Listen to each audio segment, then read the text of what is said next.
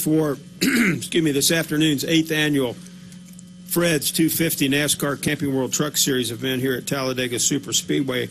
Our race winner is Johnny Sauter. He drives the number 98 Carolina Nut Curb Records Toyota.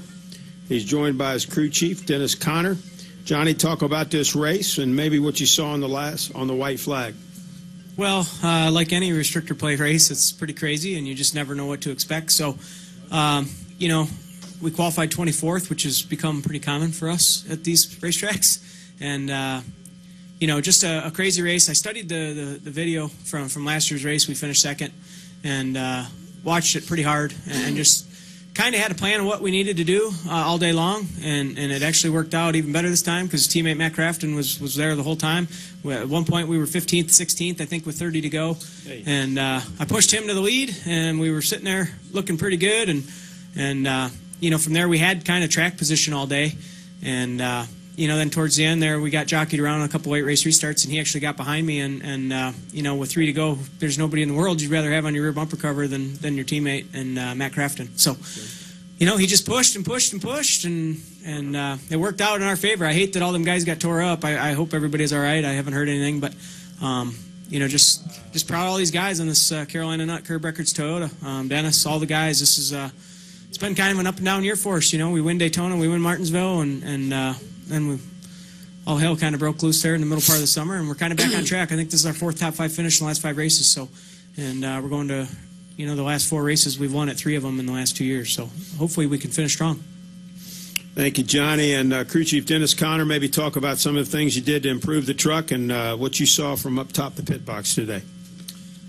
We actually didn't do a lot to improve the truck.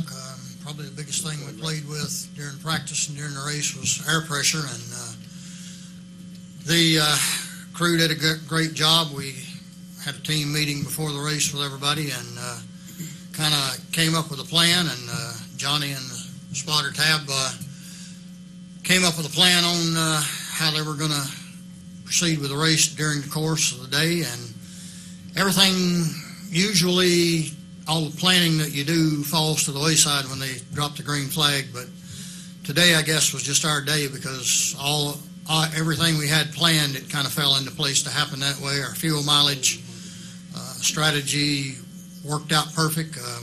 We could have done a couple of green-white checkers, but the point is when we planned on needing to have pit stops to do fuel and to do tires, that's just the way it worked out. And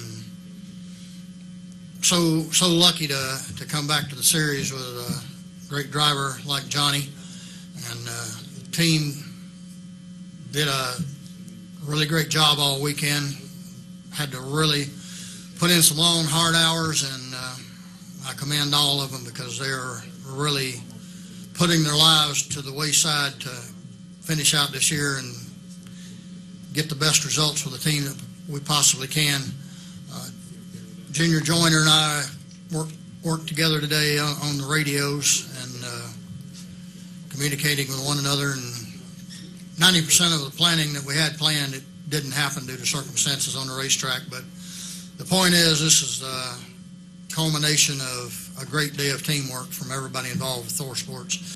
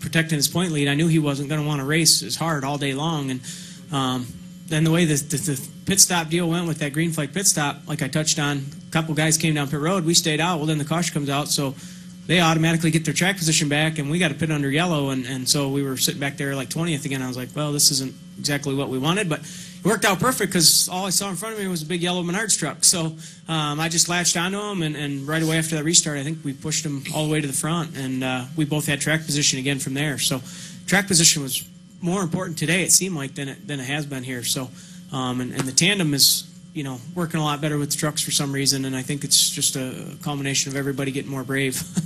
And are you okay with the tandem style racing? I mean, because there were some people obviously that didn't have as good a finish in the garage that think maybe it needs to be looked at. Hey, you know what?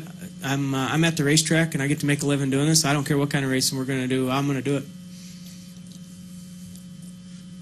Over here to the left, please. Matt Weaver, PopularSpeed.com. To kind of expound on Kenny's question, you kind of saw a mixture today, for whatever reason, of the tandem draft and the big pack draft. As a driver, does that kind of provide you, multiple options, ways to get to the front?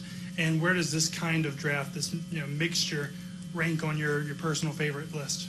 Well, I've always loved plate racing, so you're not going to get me to say anything bad about it for sure. But last year, for whatever reason, everybody seemed to stay more in line after I watched the races from last year, or the race from here, and there with like 3 to go, Klingerman got shuffled out, and I was like 6th, 8th, 9th, something like that, and I was like, oh, I got nothing to lose, and I latched onto him, and we did the tandem.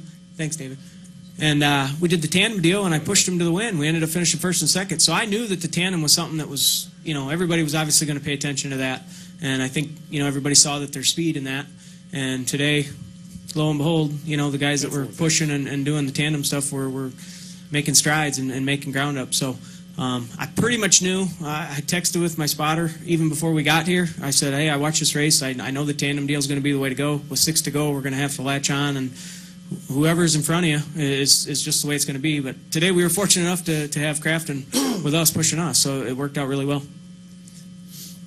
Any other questions for Johnny or Dennis? Okay, guys, congratulations on this victory, and good luck the rest of the season. Thank you. Thanks.